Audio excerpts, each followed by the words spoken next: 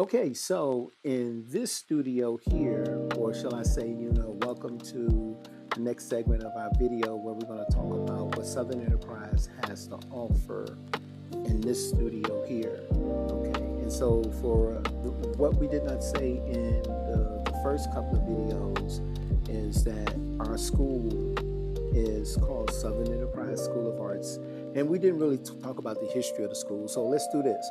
We'll talk about the history later. We're going to talk in this segment. We're going to talk about what we have to offer in this studio here. So this particular studio here is right next door to the big one, and this one here it's a little smaller, but it's large enough for the things that we do. So one of the things that we do is we have a couple of games. We have two PlayStations, and we have some car steering wheels at each one of the PlayStations, so the kids can play. They play good, wholesome games. We don't have games, we don't turn on games where they could play, fighting and all this stuff with blood and all this stuff and everything. So we got the race car games, because my goal, what I would like to do with the race car games, we have two steering wheels, two PlayStations. We're going to tie them together so they can race with competition and then get trophies, for the winner and stuff like that. So this is still at the beginning stages. We got about 4 boys. Wow, 4, 5, 6. We got about 6 boys, but they come. We got 4 that really come consistently, and so they've been running the games through the paces and testing the steering wheels to see what works, what don't, stuff like that. Is it good? Some of them like playing with the controller as opposed to the steering wheel, so they can do that. And then we're going to have Pac-Man challenge, because we have the Pac-Man games there. So we're going to start giving out trophies and prizes for those with the highest score. And so that's what we do with those two PlayStations. And then also what we have here, we do the podcasting here, where we teach the kids, and we call it language arts, right?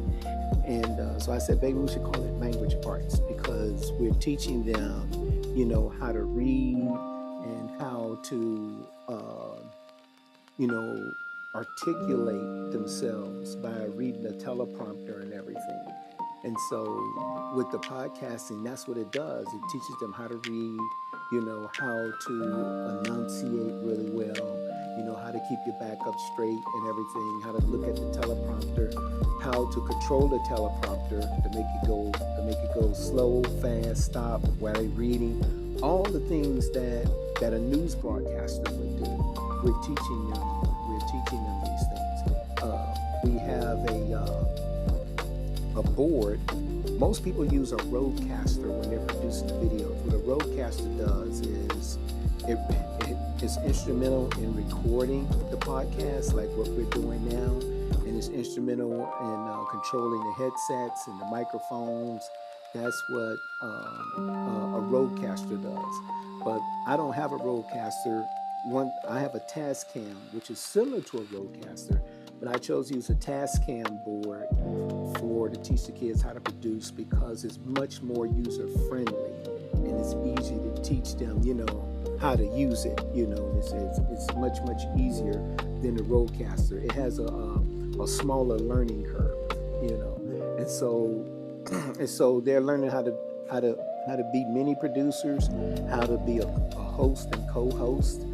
And so they're learning how to read from a script, how to read from a teleprompter, how to study a script, things of that nature. And because we are I'll get to that later, but we teach them how to read scripts and things of that nature. And the kids are really, really excited.